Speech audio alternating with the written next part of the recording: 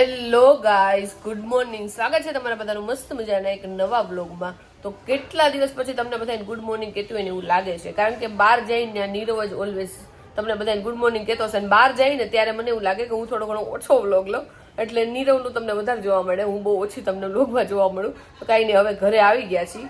અને જો મારા જે બે પિમ્પલ્સ થયા હતા ને, એ બેયના ડાર્ક સેજ જ રહ્યા છે, પણ આખા બેસી ગયા છે, કારણ કે એને ખબર પડી ગઈ છે હવે આપણે ઘરે જવાનું છે, એટલે કાંઈ વાંધો નહીં. બહાર જવાનું હોય ને ત્યારે જ થાય. જો મસ્ત મજાના અત્યારે બેસી ગયા છે. તો ફાઇનલી જો કાલે રાતે અમદાવાદ 1:30 વાગે પહોંચી ગયા હતા અને અત્યારે જો મસ્ત સવારે ઉઠી ગયા છે. શરીરમાં થોડો ઘણો થાકોડો છે, પણ આજે બધું રેડી થઈ જાય અને ફાઇનલી ટ્રીપ અમારી પૂરી થઈ ગઈ છે સાસણવાળી. બેક ટુ ધ રૂટીન, પાછું રૂટીન ચાલુ થઈ ગયું છે. નાસ્તો બતાવું, કેટલા દિવસથી હું મિસ કરતો હતો નાસ્તો. જો આપણા ઘરનો નાસ્તો ચાલુ થઈ ગયો છે. મસ્ત ભાખરી છે, જોકે હું ભાખરી સવારે ખાતો છું નહીં, કારણ કે હેવી પડે છે, કારણ કે સવાર બપોરનું ભેગું થઈ જાય.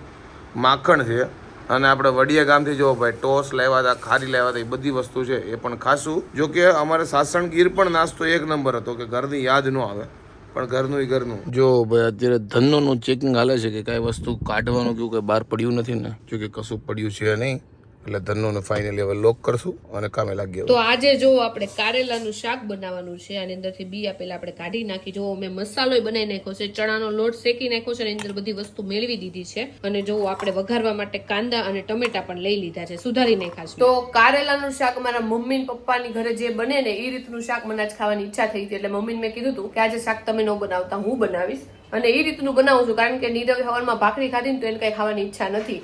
તો મારે એક ખાટું કાંક અલગ કરવું, તો એના કરતા મેં કીધું કારેલાનો જે મસાલો કરું ને એ મને ભાવે છે, તો મસાલાનો રોટલી આપણે ખાઈ લેવું. તો મેં મસ્ત વઘારી નાખી. તો જો આપણી મસ્ત કારેલાની સબ્જી છે ને મસાલા વાળી તૈયાર થઈ ગઈ છે. જો 4 કારેલા છે, 2 મમ્મીના ને 2 પપ્પાના, અને મસાલો જોવો મસ્ત મજાનો બની ગયો છે. તો આપણે જેવો લીધો છે કારેલાના શાકનો મસાલો, રોટલી અને છાશ, અને નીરવે જો એની સવારની જળધી ભાખરી હતી ને એ લીધું છે, અથાણું અને માખણ લીધું છે, ને બધા જો શાક ને રોટલી લીધા છે. મમ્મી કેવું બન્યું કારેલા શાક? મસ્ત બન્યું છે. ભાઈવું? હા ભાઈવું.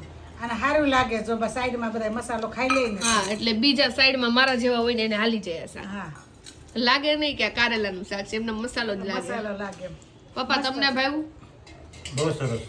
કાઈ નહીં, જો તો બધાને ભાઈવું છે. ઈ લોકો તો મમ્મી તો છાલે ન ઉતારે, તો કડવું ન લાગે કારેલું? નહીં, નો લાગે, કડવું નથી. કઈ નહીં, હાલો બધા શાક રોટલી ખાવા. જો કેરી હોતન છે, કાચી કેરી છે કે પાકલ ની? તો કાચી પાકલ મિક્સ છે. તો જોવામાં એવી જ લાગે છે, કાચા જેવી લાગે છે ને પાકલ જેવી લાગે છે. તો આજે હું અને નીરવ બંને છે ને એક વાત આરે સહમત થઈ ગયા છે. બોલો હું વાત છે નીરવ? આજે તો કહી દે.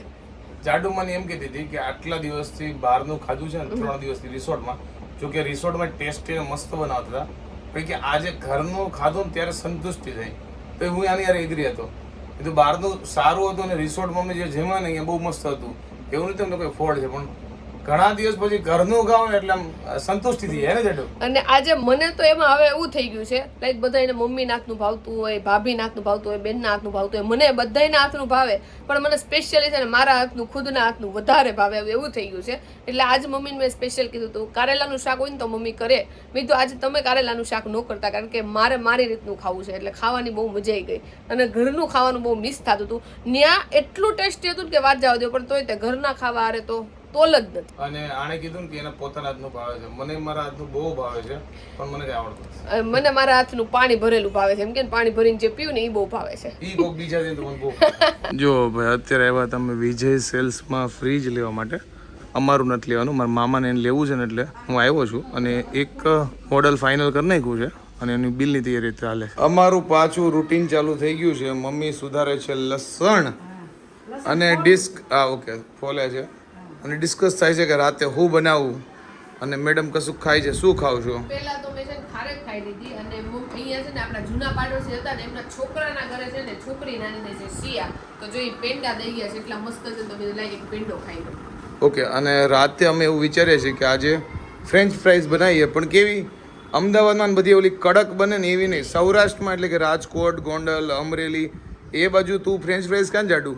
આપણે ગઈકાલે સાસણમાં ખાધી હતી, એકદમ પોચી અને બહુ મસ્ત હતી. તો અમે એવું ટ્રાય કરી છે. એમાં કોર્નફ્લોર તો નહોતો, બાફિંગ કરી હતી કે એમનેમ કરી હતી અમને નથી ખબર, એટલે કીધું કે આપણે ટ્રાય કરી જોઈએ, જો એમનેમ થાય તો ઠીક છે, નહીં પછી કોર્નફ્લોર વાળી તો આપણને આવડે છે એ કરી નાખીએ. એમાં એવું છે કે અમદાવાદ ને આ બાજુ જે આપણે કડક ફ્રેન્ચ ફ્રાઈઝ હોય ને મેકડીમાં મળે કે કોઈ બી જગ્યાએ તમે ખાઓ, કડક એકદમ કોર્નફ્લોર નાખેલી એવી ફ્રેન્ચ ફ્રાઈઝ ખાઈ ખાઈને તમે કંટાળી ગયા છે. અમને સૌરાષ્ટ્રની એકદમ આપણે દેશી ભાષામાં ચિપ્સ કહે ને એકદમ પોચી હોય, હાવ કડક તો સેજે ન હોય, લગભગ ડાયરેક્ટ બટેકું તળી નાખતા હશે. એટલે એ અમે હું જાડું ટ્રાય કરવાના છીએ, કે હું નહીં જાડું ટ્રાય કરવાની છે. જો ભાઈ અમે ડાયરેક્ટ જ કોર્નફ્લોર નાખ્યા વગર બટેકા તળીએ છીએ. હવે જોઈએ કે આમાં પોચી બને છે કડક પોચી બનવી જોઈએ. જાડું અમને પોચી ભાવે, બધાને ક્રિસ્પી ભાવતી છે, પણ અમારા ઘરમાં બધાને પોચી જ ભાવે ફ્રેન્ચ ફ્રાઈઝ.